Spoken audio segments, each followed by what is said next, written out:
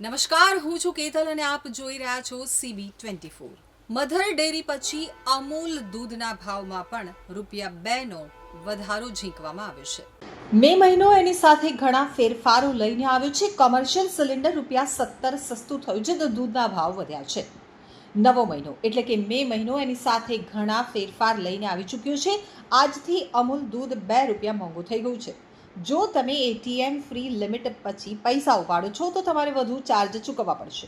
આ સિવાય હવે તમે વેઇટિંગ ટિકિટ પર સ્લીપર અને એસી કોચમાં મુસાફરી કરી શકશો નહીં.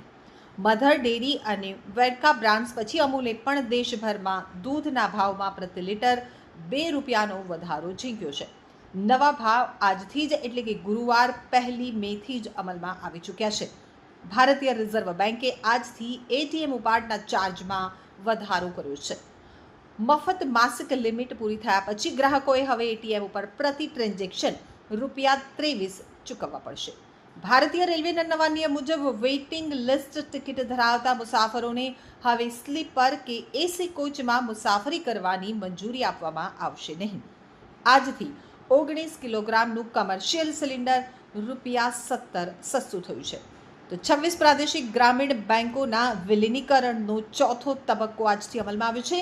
સરકારે કહ્યું છે કે 10 રાજ્યો અને એક કેન્દ્ર શાસિત પ્રદેશમાં 26 પ્રાદેશિક ગ્રામીણ બેન્કોના મર્જરનો મુખ્ય ઉદ્દેશ્ય બેન્કિંગ સેવાઓમાં સુધારો કરવા સાથે સંચાલન ખર્ચ ઘટાડવાનો છે.